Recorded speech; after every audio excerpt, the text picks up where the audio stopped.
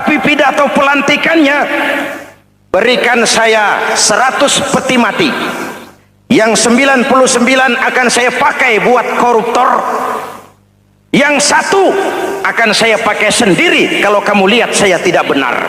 Luar biasa. Yang diperlukan sekarang ini keteladanan, hulama'uhum, sikap ngayomi, mencari jalan keluar, bukan memamerkan kekuasaan, memamerkan kekuatan, arogansi, menghormati perbedaan. Itu ciri demokrasi. Hadirin hadirat ma'asyiral muslimin yang saya cintai, ada sebuah cerita pendek. Seorang pengendara sepeda motor ditangkap oleh Pak Polisi, lalu diperiksa. Ini motor siapa? Pinjam Pak. Helm? Pinjam. SIM? Pinjam. Kata Pak Polisi, tidak boleh begini. Marah yang naik sepeda motor. Pak Polisi bagaimana? Kok tidak boleh? Yang punya saja bilang boleh.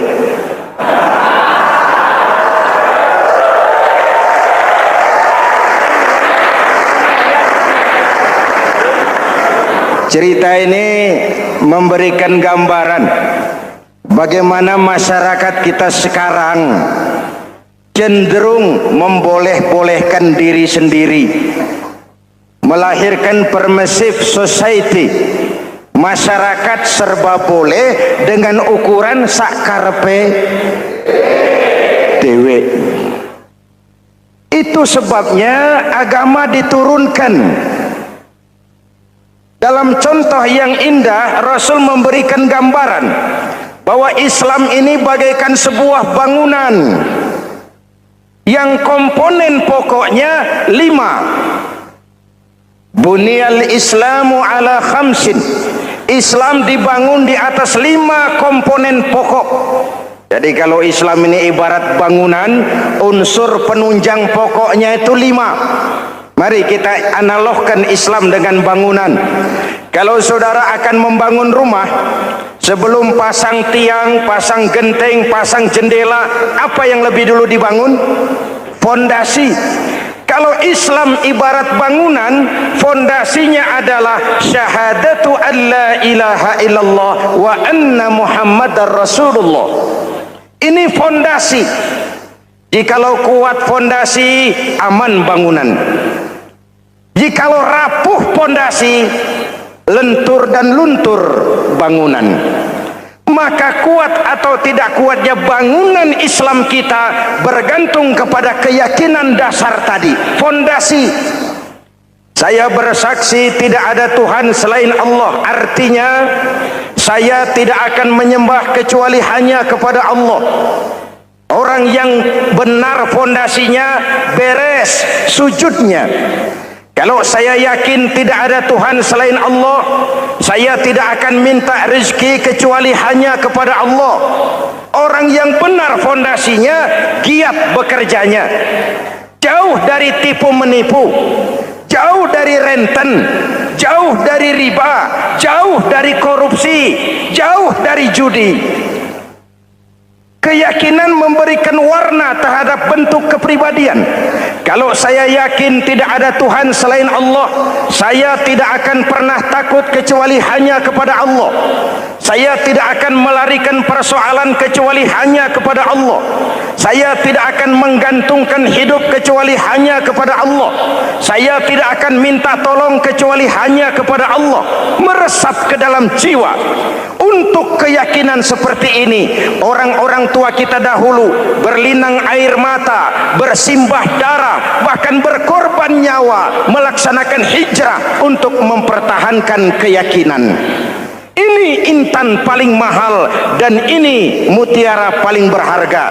Zaman boleh berubah, tapi pondasi tidak boleh goyah. Masa boleh berganti, tapi pondasi jangan sampai mati.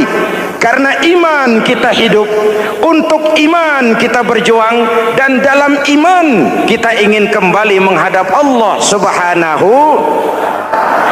Masih ingat cerita tentang Bilal? Masih? Mengulang kaji saja.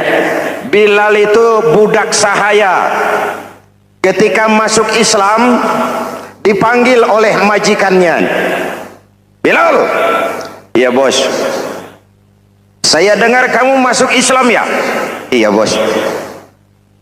Kok berani-beraninya kamu masuk Islam? Memangnya kamu budak siapa Bilal? Iya budak bos. Bos. Kamu kerja sama siapa? Sama bos. Bos. Yang gaji kamu siapa? Ya bos. Nah, kamu kan ngerti Bilal, kamu budak saya, kamu kerja dengan saya, yang gaji kamu saya, yang beri makan saya. Kenapa? Kok beraninya masuk Islam padahal kamu belum saya kasih izin? Bos, bos boleh beli badan saya, tapi jangan mimpi bisa membeli jiwa saya. Tuhan boleh kuasai badan saya, tapi jangan mimpi bisa menguasai keyakinan saya. Saya memang benar Tuhan yang gaji, tapi kan saya digaji, saya kerja. Kerja itu kewajiban saya, gaji itu hak saya. Soal keyakinan, jangan ikut campur bos. Kurang ajar kamu Bilal. Biarin. Bilal, begini saja. Kalau kau mau meninggalkan keyakinanmu, meninggalkan Allah Tuhanmu, kau akan kami merdekakan. Tapi kalau kau tetap dalam keyakinanmu, kamu akan saya siksa sampai mati. Bagaimana? Jangan mimpi bos. Lebih baik mati berkalang tanah daripada hidup bercermin bangkai. Biar saya gugur membela keyakinan daripada hidup jadi penjilat menjual akidah. Itu prinsip.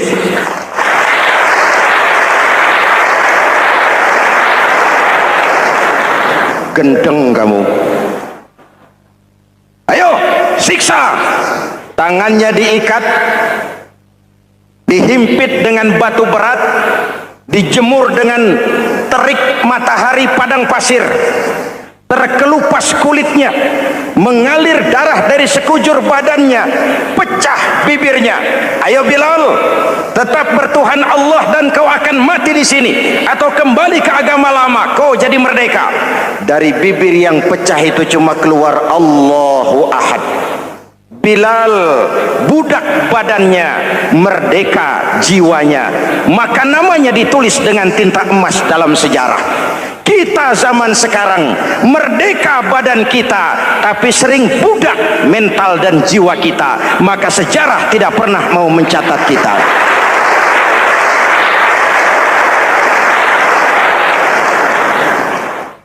Ma'asyiral muslimin yang saya cintai, fondasi sudah.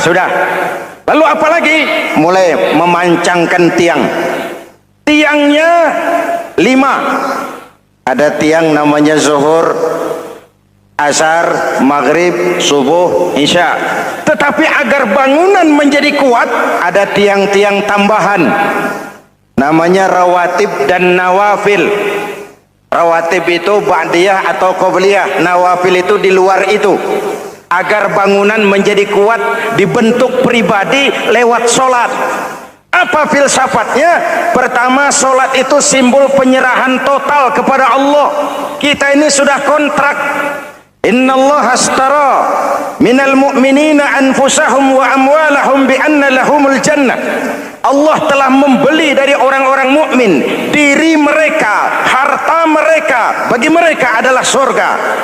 Penjual kita orang beriman, pembeli Allah, dagangannya amwal dan anfus, harganya adalah surga. Jelas? Penyerahan total itu dimulai dengan takbiratul ihram. Shalli fardal isya, Allahu akbar.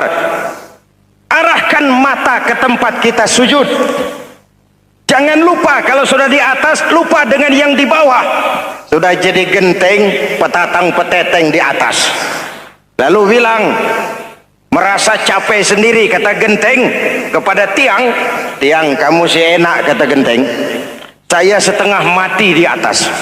Kehujanan, kepanasan, kadang-kadang anak-anak nakal saya disambitin. Kata tiang, saudara genteng, ngomong jangan sembarangan ya. Kamu kira kamu bisa nongkrong dan nangkring di atas, itu gara-gara siapa genteng? Kan saya yang sokong dari bawah.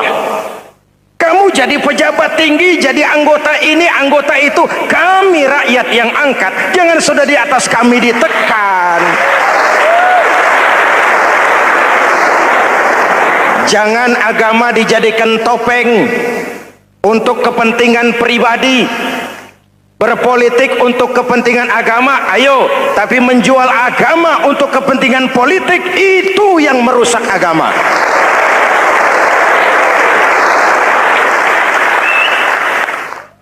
Ini kan kita lagi prihatin sedang meluncur kasus Bulog Gate 2. Innalillahi wa inna ilaihi raji'un. Kita lihat sajalah para petinggi kita sekarang bagaimana menyikapi hukum. Sebab saya dengar ada bargaining, orang takut teriak maling sapi karena DE maling wedus. Tidak berani teriak ada maling sapi karena dia maling kambing. Yang lain maling ayam, dikumpulin ternyata maling semua.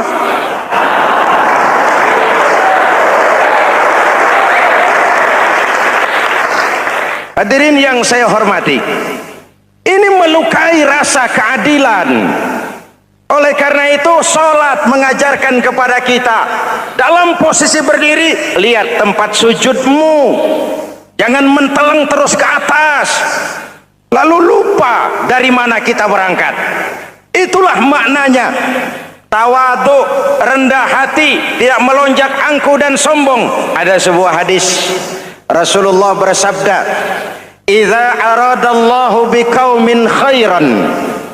Apabila Allah menginginkan kebaikan kepada satu bangsa, apabila Allah menginginkan kebaikan kepada satu kelompok rakyat, walla alaihim khulama'uhum, maka yang naik jadi pemimpin adalah orang-orang yang santun, orang-orang yang lemah lembut, bukan orang yang menggunakan kekerasan dan tiran. Sedikit-sedikit main pecat, itu terlambat lahir.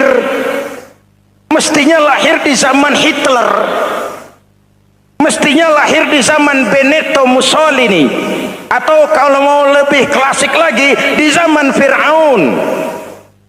Kalau Allah menginginkan kebaikan kepada satu masyarakat, satu bangsa, satu negara, naiklah orang-orang yang santun, yang ngayomi, yang menjadi solusi dan jalan keluar untuk kepentingan rakyatnya, mampu memberikan keteladanan. Saya tertarik dengan pidato Presiden Cina pada saat dilantik. Cina, Presiden Cina pasti tidak tahu Pancasila, pasti tidak kenal Islam, tapi pidato pelantikannya, berikan saya 100 peti mati, yang 99 akan saya pakai buat koruptor, yang satu akan saya pakai sendiri kalau kamu lihat saya tidak benar. Luar biasa. Yang diperlukan sekarang ini keteladanan, khulama'uhum, sikap ngayomi, mencari jalan keluar, bukan memamerkan kekuasaan, memamerkan kekuatan, arogansi, menghormati perbedaan. Itu ciri demokrasi. Lalu wa qada bainahum ulama'uhum, yang memutuskan hukum adalah pakarnya, ulamanya, mengambil keputusan secara profesional sehingga rakyat beroleh apa yang namanya kepastian hukum, merasa hidup terlindungi, aman, dan nyaman. Lalu yang ketiga, wa ja'alal mala fi askhiyaihim, peredaran harta, pergerakan ekonomi berada di tangan orang-orang yang pemurah, yang tidak mau kaya sendiri, tidak mau senyum di atas penderitaan orang lain, menari di atas bangkai saudaranya. Hadirin yang saya hormati, ini cirinya. Tapi sebaliknya kata Nabi, wa idza aradallahu biqaumin syarran, apabila Allah menghendaki kejelekan, keburukan bagi satu bangsa, walla alaihim sufahauhum, yang naik jadi pemimpin orang-orang durjana, orang-orang kurang ajar, tapi dipoles dengan topeng yang bagus. Ini musim topeng. Musim apa? Topeng. Topeng itu apa perlunya? Menyembunyikan wajah asli. Sekarang ini Dracula berwajah Arjuna. Ini musim topeng. Kita rakyat harus hati-hati dan punya filter, mampu memilah dan memilih. Walla alaihim sufahauhum wa qada bainahum juhaluhum, yang memutuskan hukum, yang mengambil keputusan orang-orang bodoh. Wa ja'alal mala fi bukhalaihim, peredaran harta, peredaran ekonomi jatuh di tangan orang-orang yang bakhil, yang tidak punya konsep menciptakan kemakmuran yang merata bagi seluruh rakyat Indonesia.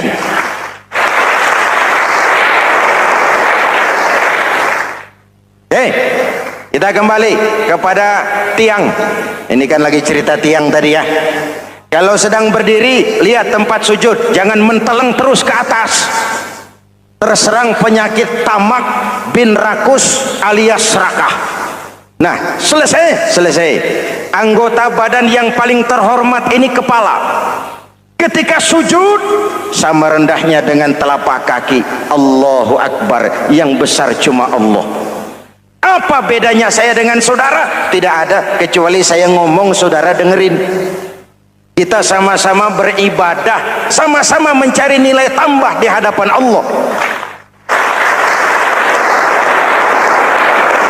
Apa saya lebih penting dari saudara? Belum tentu. Apa saya lebih hebat dari saudara? Belum tentu. Perasaan lebih penting, lebih hebat, lebih jago setan. Jelas? Ayo tundukkan kepala, dia sama rendahnya dengan telapak kaki kita. Yang besar cuma Allah. Allahu Akbar. Lalu diakhiri dengan menebarkan salam. Assalamualaikum warahmatullah. Assalamualaikum warahmatullah. Menebarkan salam, mewujudkan rasa aman, damai, bukan menimbulkan keresahan. Hadirin yang saya hormati, ini karakteristik kita. Selesai sholat, kembali ke masyarakat, ajaran salam diterjemahkan. Apa? Rasulullah sallallahu alaihi wasallam bersabda, "Ufsus salam, wasilul arham, wa at'imut ta'am, wa sallu bil laili wan nasu niyam, tadkhulul jannata bisalam." Pertama, ufsus salam, tebarkan salam. Tebarkan salam itu bukan cuma kalau ketemu orang assalamualaikum, assalamualaikum. Iya, itu zahirnya. Tetapi hidup di tengah masyarakat memberikan rasa aman, rasa damai, menjadi pengayom bagi lingkungan, menjadi rahmah bagi semesta.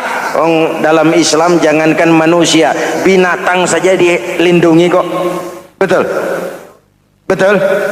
Coba kalau belajar istinja itu kan makruh buang air kecil di tanah yang berlubang. Kenapa? Pertama, melindungi binatang yang ada dalam lubang. Siapa tahu di lubang yang saudara kencingi ada semut sedang rapat. Membahas Bologet jilid 2. Apa dosanya lalu mati dikencingi? Ini namanya rahmatan lis semut. Binatang saja dilindungi. Ada hadis Kalau kamu menyembelih hewan, sembelilah dengan cara yang terbaik. Jangan menyembelih ayam dengan pisau tumpul. Ini ajaran apa? Ajaran tentang peri kebinatangan. Rahmatan, memberikan rahmah, salam, keselamatan dan kedamaian kepada masyarakat lingkungan. Itu misi seorang muslim.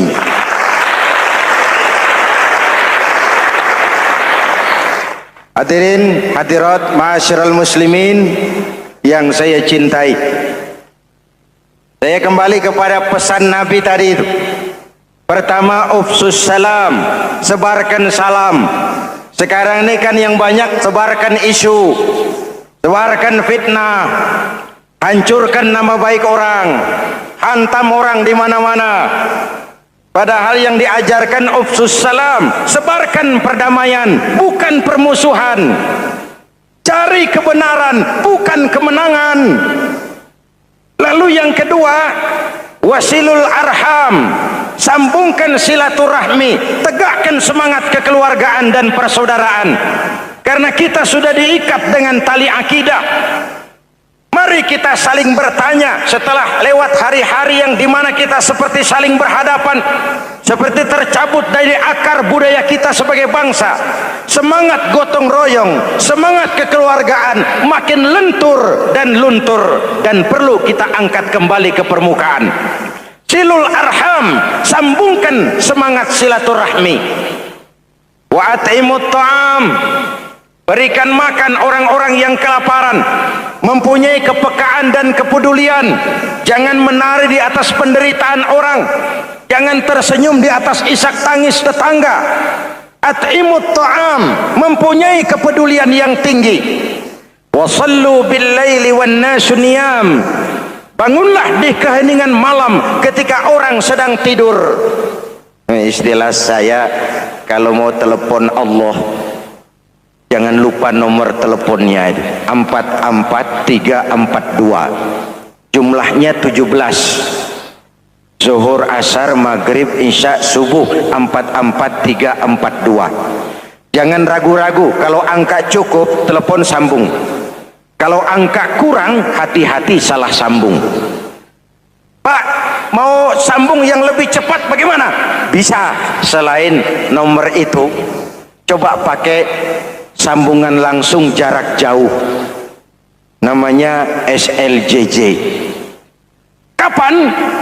Tengah malam. Kenapa tengah malam? Lebih murah. Lebih murah. Saluran kosong, telepon jarang yang pakai, orang banyak tidur. Wa minal laili fatahajjad bihi nafilatan lak asa ayyab'atsaka rabbuka maqaman mahmuda. Nun, di keheningan malam bangun. Seperti bapak-bapak, ibu-ibu sering bangun tengah malam ya Bu? Ya. Ngapain? Kalau bangun tengah malamnya sih saya percaya, cuma urusannya apa? Kira bangun tengah malam mau tahajud, malaikat sudah mau nulis, cuma buang air kecil, tidur lagi. Hampir salah tulis saya.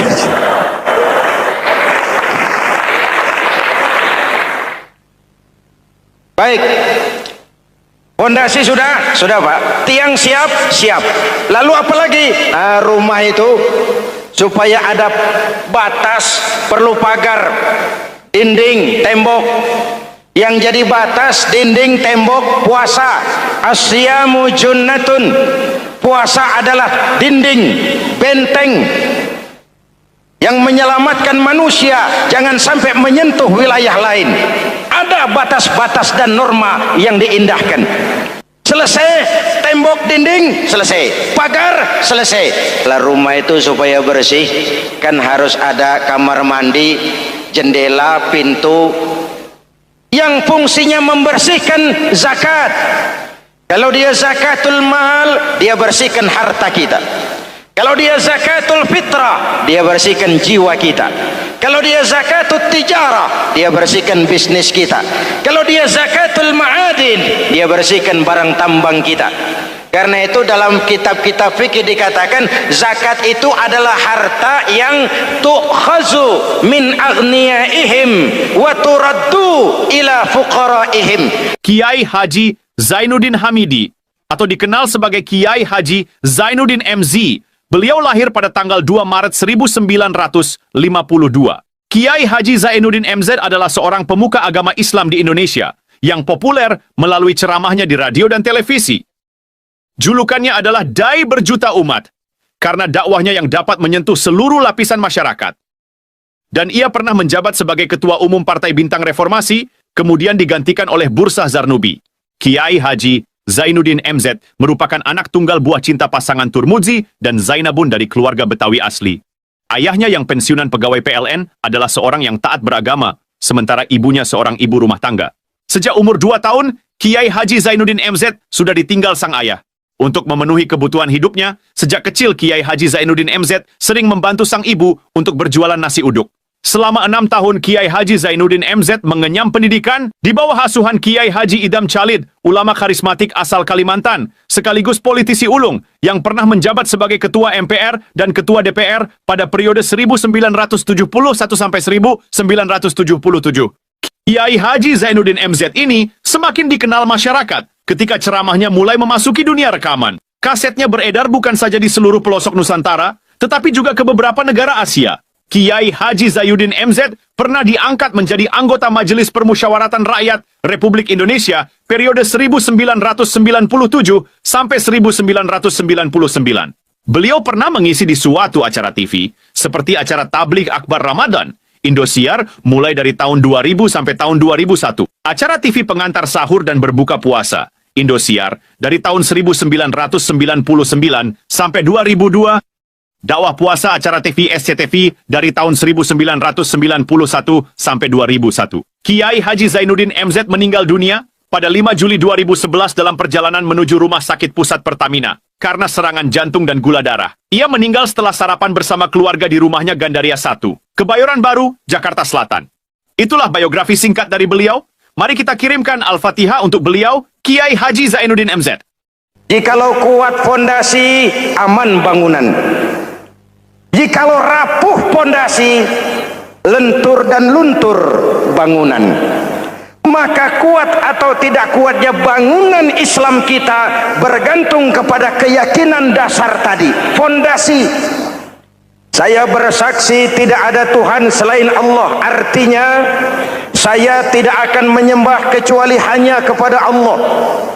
Orang yang benar fondasinya beres sujudnya. Kalau saya yakin tidak ada Tuhan selain Allah, saya tidak akan minta rezeki kecuali hanya kepada Allah. Orang yang benar fondasinya, giat bekerjanya, jauh dari tipu menipu, jauh dari renten, jauh dari riba, jauh dari korupsi, jauh dari judi. Keyakinan memberikan warna terhadap bentuk kepribadian. Kalau saya yakin tidak ada Tuhan selain Allah, saya tidak akan pernah takut kecuali hanya kepada Allah. Saya tidak akan melarikan persoalan kecuali hanya kepada Allah.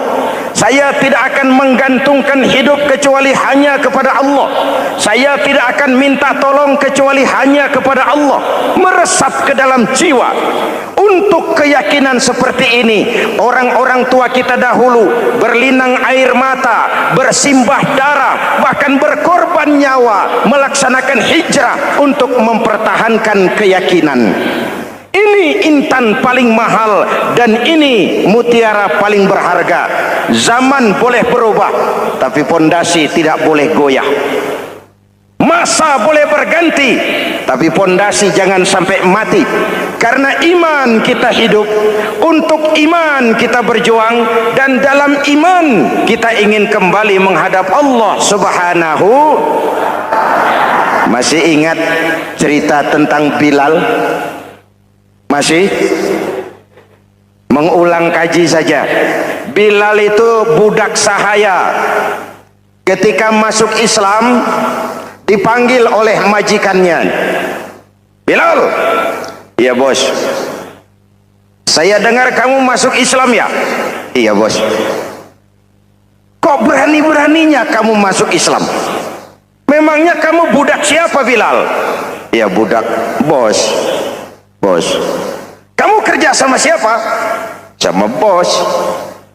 Bos. Yang gaji kamu siapa? Ya bos. Nah, kamu kan ngerti, Bilal. Kamu budak saya, kamu kerja dengan saya, yang gaji kamu saya, yang beri makan saya. Kenapa? Kok beraninya masuk Islam padahal kamu belum saya kasih izin? Bos, bos boleh beli badan saya, tapi jangan mimpi bisa membeli jiwa saya. Tuhan boleh kuasai badan saya, tapi jangan mimpi bisa menguasai keyakinan saya. Saya memang benar Tuhan yang gaji, tapi kan saya digaji, saya kerja. Kerja itu kewajiban saya, gaji itu hak saya. Soal keyakinan, jangan ikut campur, bos. Kurang ajar kamu, Bilal. Biarin. Bilal, begini saja. Kalau kau mau meninggalkan keyakinanmu, meninggalkan Allah Tuhanmu, kau akan kami merdekakan. Tapi kalau kau tetap dalam keyakinanmu, kamu akan saya siksa sampai mati. Bagaimana? Jangan mimpi, bos. Lebih baik mati berkalang tanah daripada hidup bercermin bangkai. Biar saya gugur membela keyakinan daripada hidup jadi penjilat menjual akidah. Itu prinsip.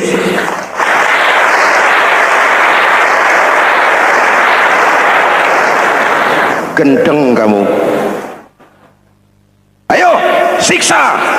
Tangannya diikat, dihimpit dengan batu berat, dijemur dengan terik matahari padang pasir, terkelupas kulitnya, mengalir darah dari sekujur badannya, pecah bibirnya. Ayo Bilal, tetap bertuhan Allah dan kau akan mati di sini, atau kembali ke agama lama, kau jadi merdeka. Dari bibir yang pecah itu cuma keluar Allahu Ahad. Bilal budak badannya, merdeka jiwanya, maka namanya ditulis dengan tinta emas dalam sejarah. Kita zaman sekarang merdeka badan kita, tapi sering budak mental dan jiwa kita, maka sejarah tidak pernah mau mencatat kita.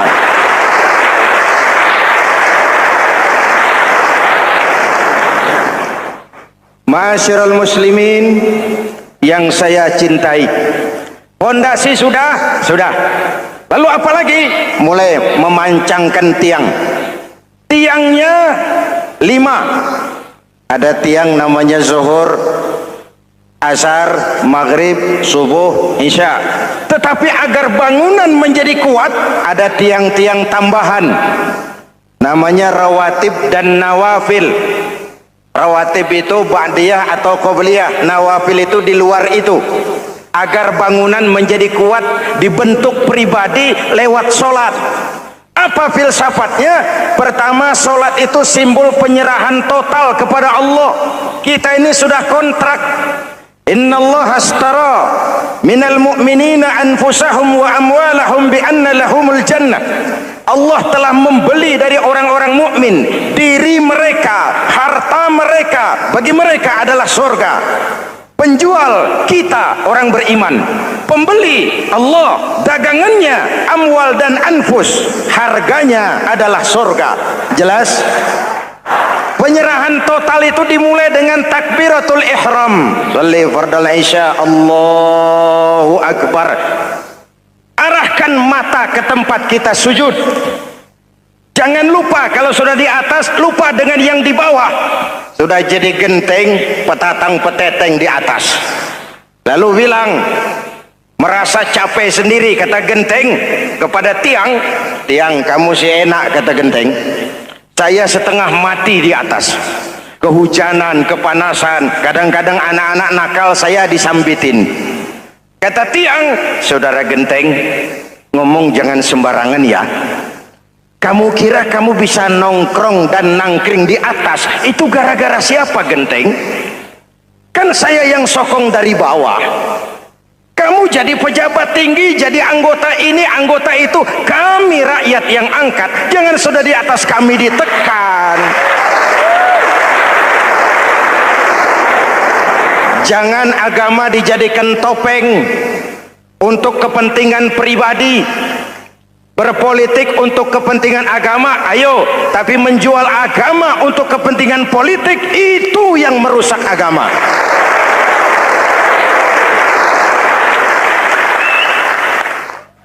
Ini kan kita lagi prihatin sedang meluncur kasus Bulog Gate 2. Innalillahi wa inna ilaihi raji'un. Kita lihat sajalah para petinggi kita sekarang bagaimana menyikapi hukum. Sebab saya dengar ada bargaining, orang takut teriak maling sapi karena DE maling wedus. Tidak berani teriak ada maling sapi karena dia maling kambing. Yang lain maling ayam, dikumpulin ternyata maling semua.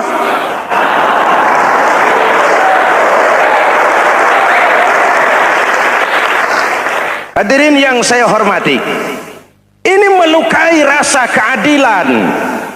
Oleh karena itu, sholat mengajarkan kepada kita dalam posisi berdiri, lihat tempat sujudmu.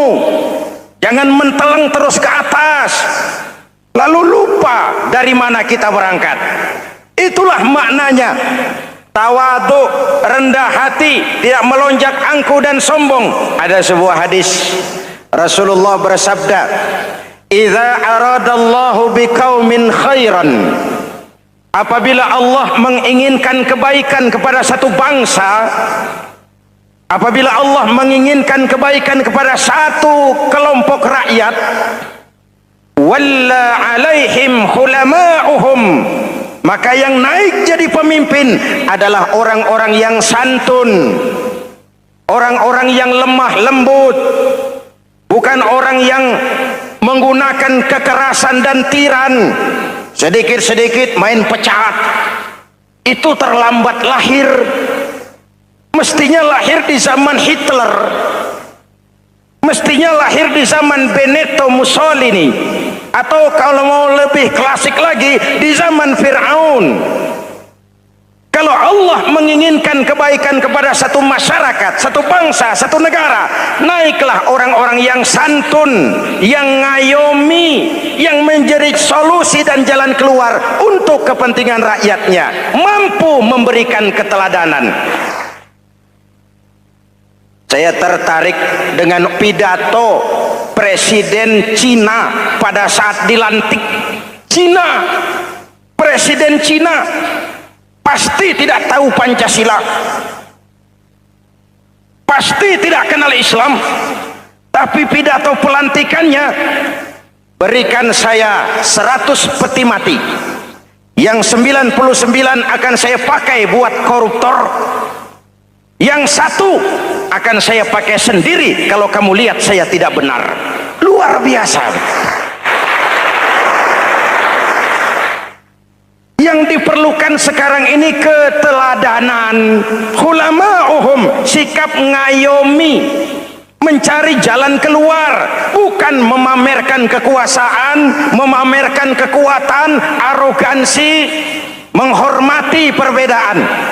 Itu ciri demokrasi. Lalu wa qada bainahum ulama'uhum, yang memutuskan hukum adalah pakarnya, ulamanya, mengambil keputusan secara profesional sehingga rakyat beroleh apa yang namanya kepastian hukum, merasa hidup terlindungi, aman dan nyaman. Lalu yang ketiga, wa ja'alal mala fi askhiyaihim, peredaran harta, pergerakan ekonomi berada di tangan orang-orang yang pemurah, yang tidak mau kaya sendiri, tidak mau senyum di atas penderitaan orang lain, menari di atas bangkai saudaranya. Hadirin yang saya hormati, ini cirinya. Tapi sebaliknya kata Nabi, wa idza aradallahu biqaumin syarran Apabila Allah menghendaki kejelekan, keburukan bagi satu bangsa, walla alaihim sufahauhum, yang naik jadi pemimpin orang-orang durjana, orang-orang kurang ajar, tapi dipoles dengan topeng yang bagus. Ini musim topeng. Musim apa? Topeng. Topeng itu apa perlunya? Menyembunyikan wajah asli. Sekarang ini Dracula berwajah Arjuna. Ini musim topeng. Kita rakyat harus hati-hati dan punya filter, mampu memilah dan memilih. Walla alaihim sufahauhum wa qada bainahum juhaluhum, yang memutuskan hukum, yang mengambil keputusan orang-orang bodoh. Wa ja'alal mala fi bukhalaihim, peredaran harta, peredaran ekonomi jatuh di tangan orang-orang yang bakhil, yang tidak punya konsep menciptakan kemakmuran yang merata bagi seluruh rakyat Indonesia.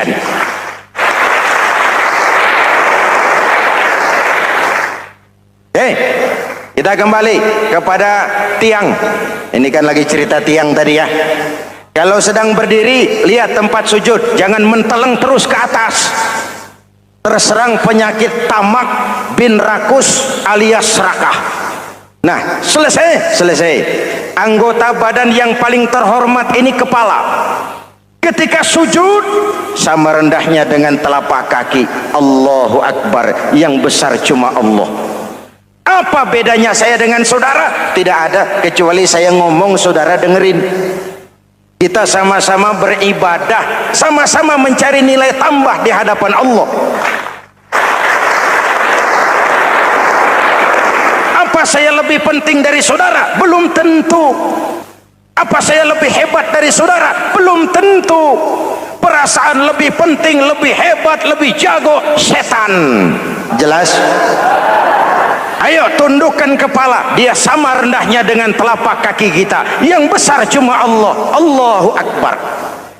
Lalu diakhiri dengan menebarkan salam. Assalamualaikum warahmatullah. Assalamualaikum warahmatullah.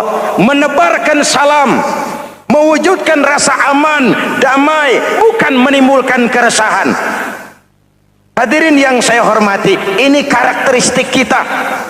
Selesai sholat, kembali ke masyarakat, ajaran salam diterjemahkan. Apa? Rasulullah sallallahu alaihi wasallam bersabda, "Ufsus salam, wasilul arham, wa at'imut ta'am, wa sallu bil laili wan nasu niyam, tadkhulul jannata bisalam." Pertama, ufsus salam, tebarkan salam. Tebarkan salam itu bukan cuma kalau ketemu orang, assalamualaikum, assalamualaikum. Ya, itu zahirnya. Tetapi hidup di tengah masyarakat memberikan rasa aman, rasa damai, menjadi pengayom bagi lingkungan, menjadi rahmah bagi semesta. Dalam Islam jangankan manusia, binatang saja dilindungi kok. Betul? Betul? Coba kalau belajar istinja itu kan makruh buang air kecil di tanah yang berlubang. Kenapa? Pertama, melindungi binatang yang ada dalam lubang. Siapa tahu di lubang yang saudara kencingi ada semut sedang rapat membahas Bologet jilid 2. Apa dosanya lalu mati dikencingi? Ini namanya rahmatan lis semut. Binatang saja dilindungi. Ada hadis, kalau kamu menyembelih hewan, sembelilah dengan cara yang terbaik. Jangan menyembelih ayam dengan pisau tumpul. Ini ajaran apa? Ajaran tentang peri kebinatangan. Rahmatan, memberikan rahmah, salam, keselamatan dan kedamaian kepada masyarakat lingkungan. Itu misi seorang muslim.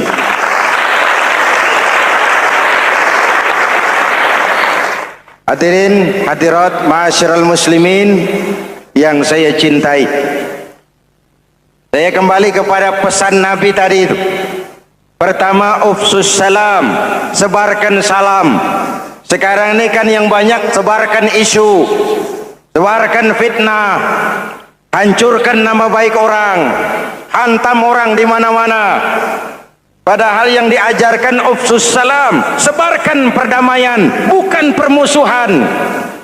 Cari kebenaran, bukan kemenangan. Lalu yang kedua, wasilul arham, sambungkan silaturahmi, tegakkan semangat kekeluargaan dan persaudaraan. Karena kita sudah diikat dengan tali akidah. Mari kita saling bertanya setelah lewat hari-hari yang dimana kita seperti saling berhadapan, seperti tercabut dari akar budaya kita sebagai bangsa. Semangat gotong royong, semangat kekeluargaan makin lentur dan luntur, dan perlu kita angkat kembali ke permukaan. Silul arham, sambungkan semangat silaturahmi. Wa at'imut ta'am, berikan makan orang-orang yang kelaparan, mempunyai kepekaan dan kepedulian. Jangan menari di atas penderitaan orang, jangan tersenyum di atas isak tangis tetangga. At'imut ta'am, mempunyai kepedulian yang tinggi. Wa sallu bil laili wan nasu niyam, bangunlah di keheningan malam ketika orang sedang tidur. Istilah saya, kalau mau telepon Allah, jangan lupa nomor teleponnya, 44342. Jumlahnya 17. Zuhur, asar, maghrib, isya, subuh, 44342. Jangan ragu-ragu, kalau angka cukup telepon sambung. Kalau angka kurang, hati-hati salah sambung. Pak, mau sambung yang lebih cepat bagaimana? Bisa, selain nomor itu, coba pakai sambungan langsung jarak jauh, namanya SLJJ. Kapan? Tengah malam. Kenapa tengah malam? Lebih murah. Lebih murah. Saluran kosong, telepon jarang yang pakai, orang banyak tidur. Wa minal laili fatahajjad bihi nafilatan lak, asa ayyab'athaka rabbuka maqaman mahmuda. Nun di keheningan malam, bangun. Seperti bapak-bapak, ibu-ibu sering bangun tengah malam ya Bu? Ya. Ngapain? Kalau bangun tengah malamnya sih saya percaya, cuma urusannya apa? Kira bangun tengah malam mau tahajud, malaikat sudah mau nulis, cuma buang air kecil, tidur lagi. Hampir salah tulis saya.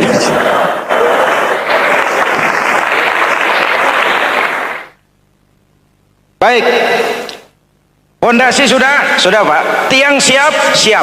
Lalu apa lagi? Nah, rumah itu supaya ada batas, perlu pagar, dinding, tembok.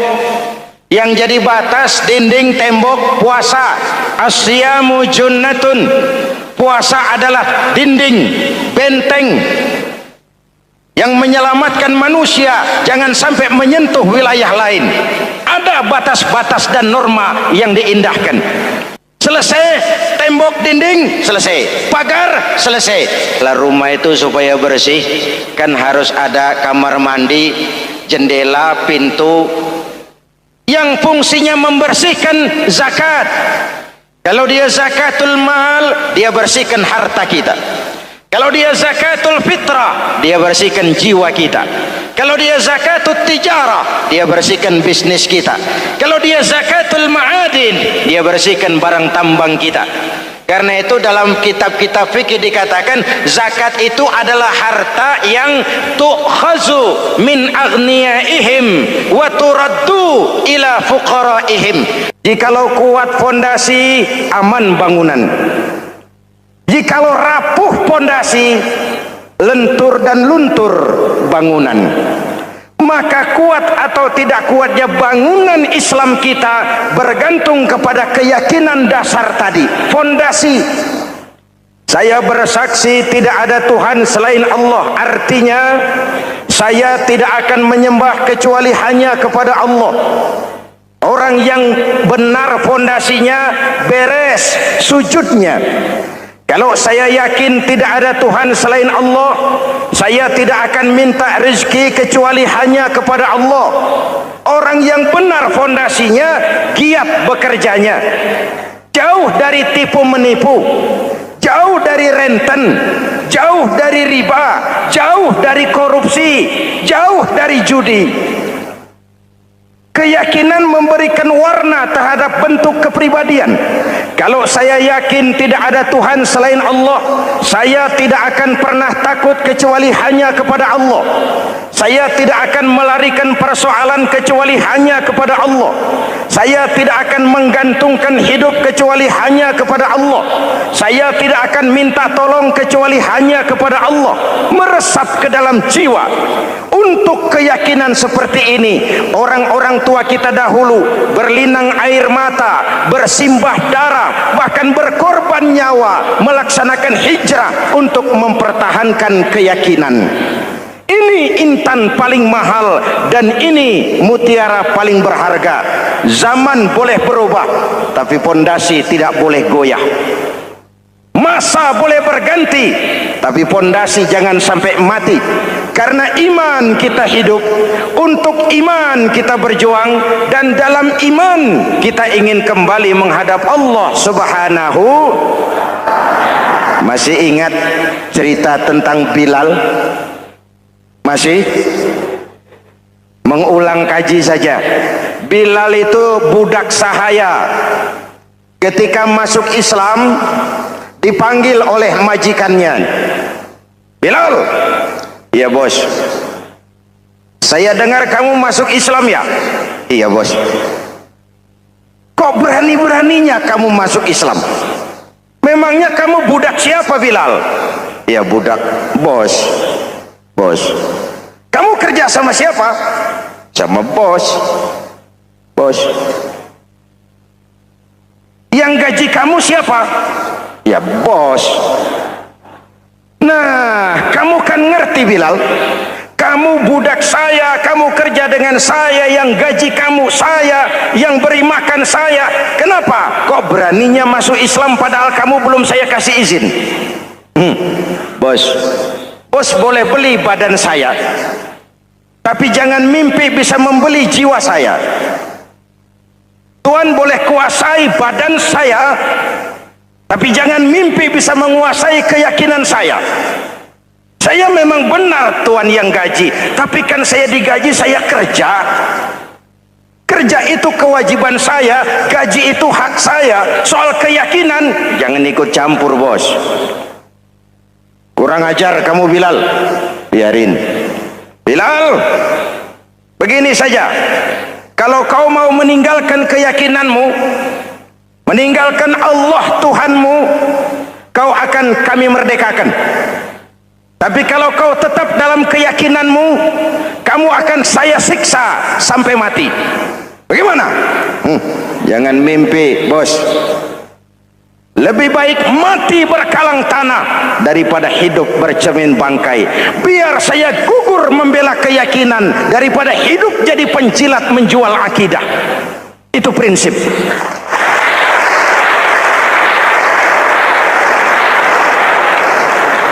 Gendeng kamu.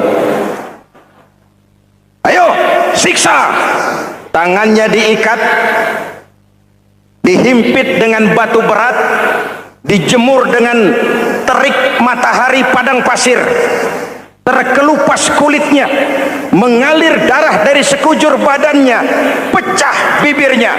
Ayo Bilal, tetap bertuhan Allah dan kau akan mati di sini, atau kembali ke agama lama, kau jadi merdeka. Dari bibir yang pecah itu cuma keluar Allahu Ahad. Bilal budak badannya, merdeka jiwanya, maka namanya ditulis dengan tinta emas dalam sejarah. Kita zaman sekarang merdeka badan kita, tapi sering budak mental dan jiwa kita, maka sejarah tidak pernah mau mencatat kita.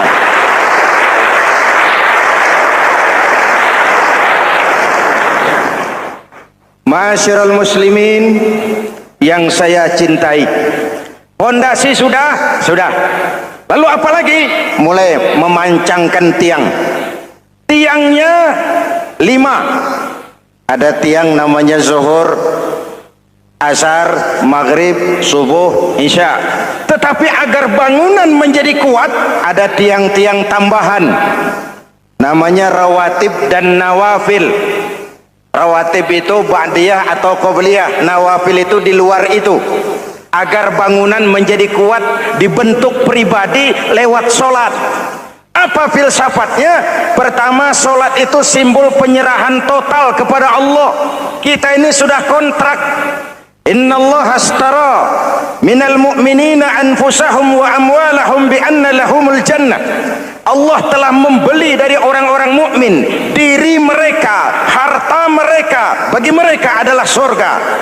Penjual kita orang beriman, pembeli Allah, dagangannya amwal dan anfus, harganya adalah surga. Jelas? Penyerahan total itu dimulai dengan takbiratul ihram. Shalli fardal isya, Allahu akbar. Arahkan mata ke tempat kita sujud. Jangan lupa kalau sudah di atas, lupa dengan yang di bawah. Sudah jadi genteng, petatang peteteng di atas. Lalu bilang, merasa capek sendiri, kata genteng kepada tiang. Tiang, kamu sih enak, kata genteng. Saya setengah mati di atas. Kehujanan, kepanasan, kadang-kadang anak-anak nakal saya disambitin. Kata tiang, saudara genteng, ngomong jangan sembarangan ya. Kamu kira kamu bisa nongkrong dan nangkring di atas, itu gara-gara siapa genteng? Kan saya yang sokong dari bawah. Kamu jadi pejabat tinggi, jadi anggota ini, anggota itu. Kami rakyat yang angkat. Jangan sudah di atas kami ditekan.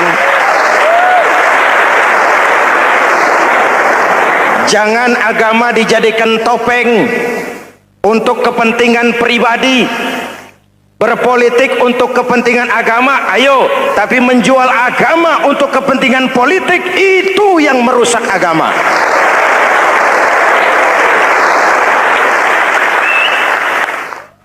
Ini kan kita lagi prihatin sedang meluncur kasus Bulog Gate 2. Innalillahi wa inna ilaihi raji'un. Kita lihat sajalah para petinggi kita sekarang bagaimana menyikapi hukum. Sebab saya dengar ada bargaining, orang takut teriak maling sapi karena DE maling wedus. Tidak berani teriak ada maling sapi karena dia maling kambing. Yang lain maling ayam, dikumpulin ternyata maling semua.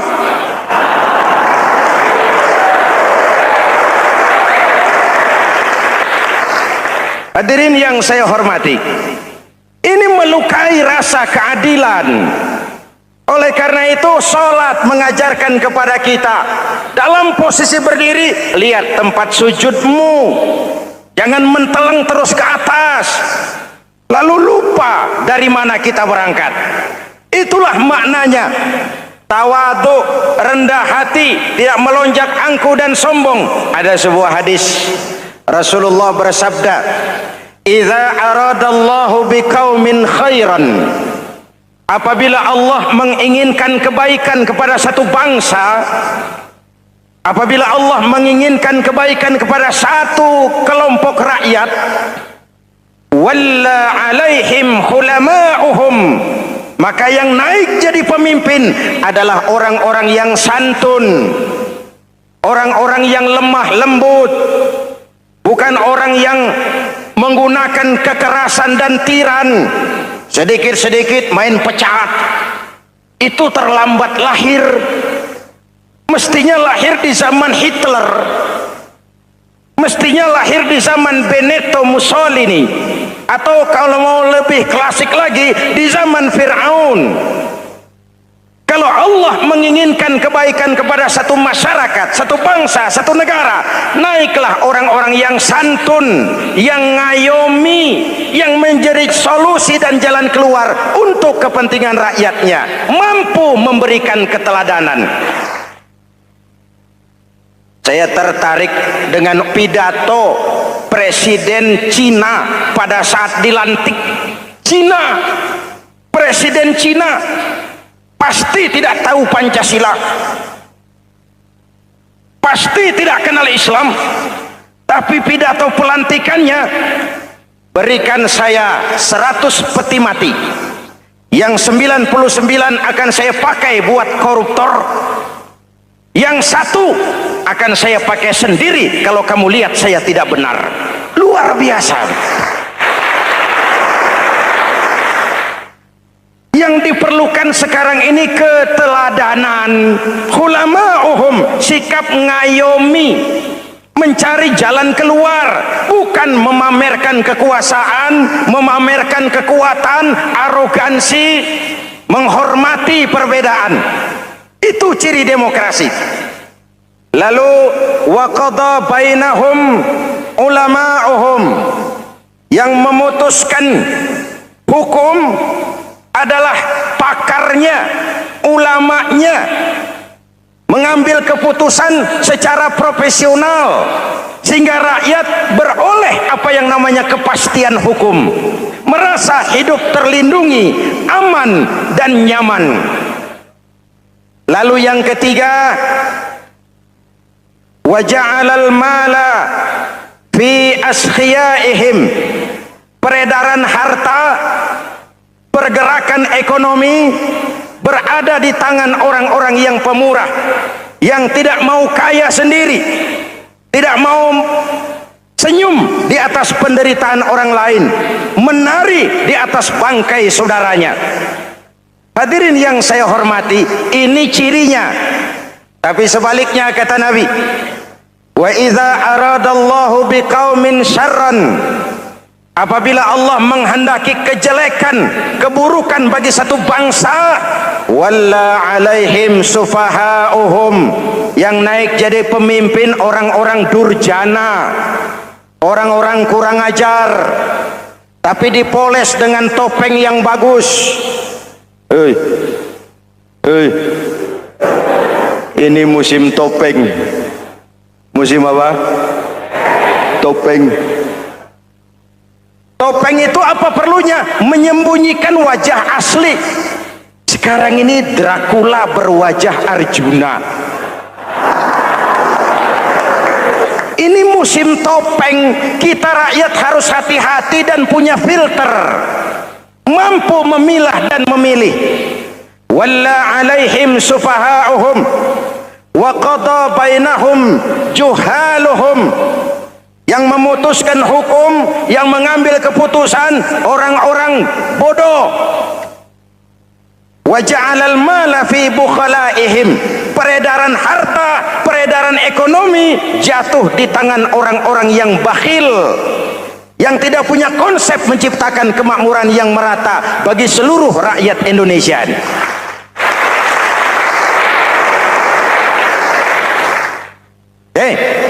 Kita kembali kepada tiang. Ini kan lagi cerita tiang tadi ya. Kalau sedang berdiri, lihat tempat sujud, jangan menteleng terus ke atas. Terserang penyakit tamak bin rakus alias serakah. Nah, selesai. Anggota badan yang paling terhormat ini kepala. Ketika sujud, sama rendahnya dengan telapak kaki. Allahu Akbar, yang besar cuma Allah. Apa bedanya saya dengan saudara? Tidak ada, kecuali saya ngomong saudara dengerin. Kita sama-sama beribadah, sama-sama mencari nilai tambah di hadapan Allah.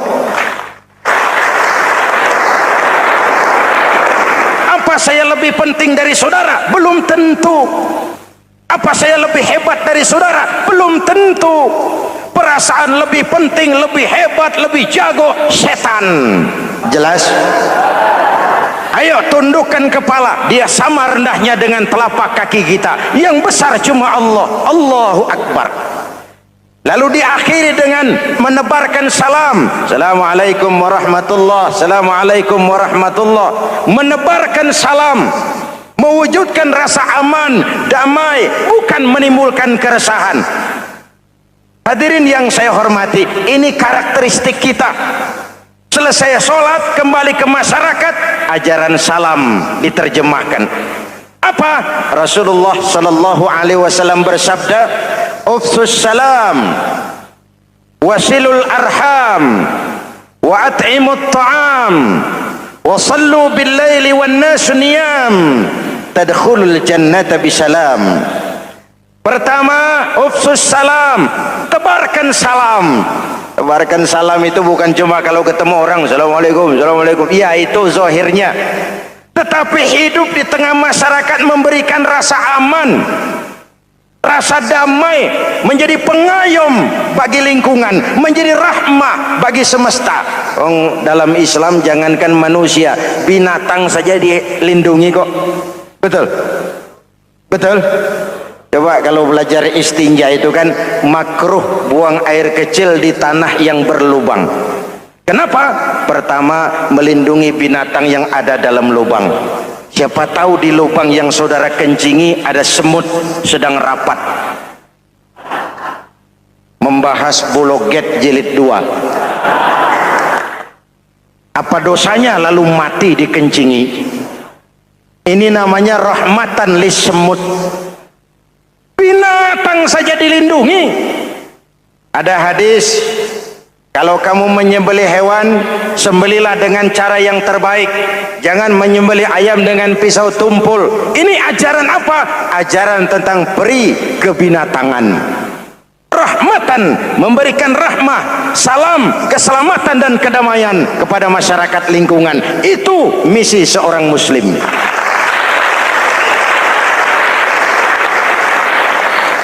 Hadirin hadirat ma'asyiral muslimin yang saya cintai, saya kembali kepada pesan Nabi tadi itu.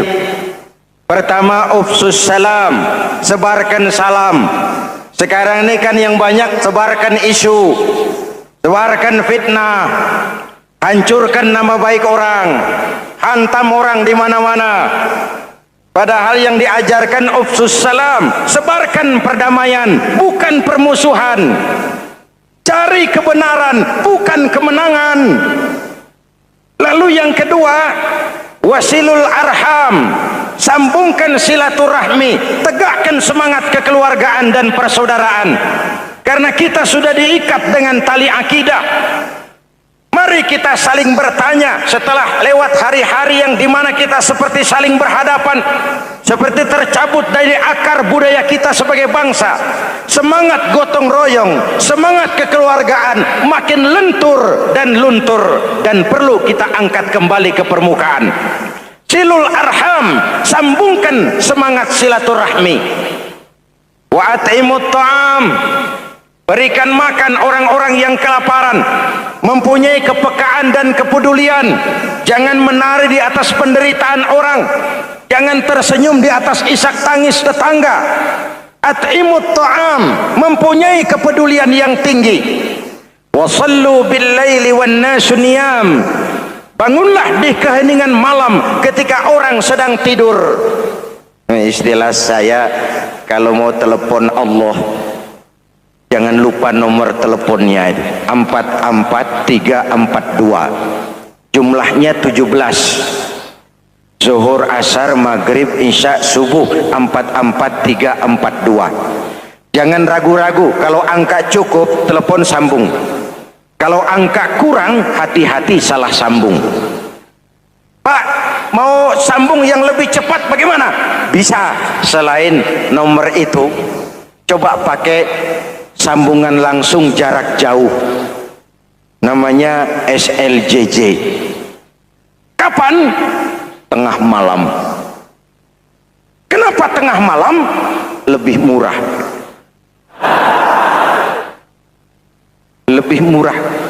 Saluran kosong, telepon jarang yang pakai, orang banyak tidur.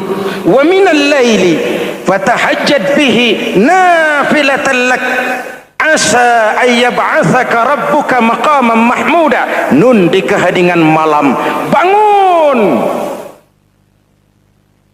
Seperti bapak-bapak, ibu-ibu sering bangun tengah malam ya Bu?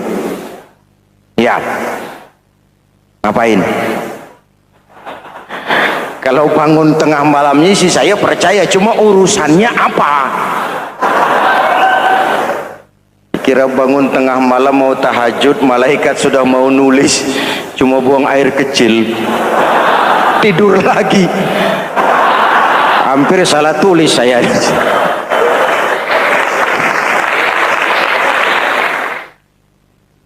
Baik, fondasi sudah Pak. Tiang siap.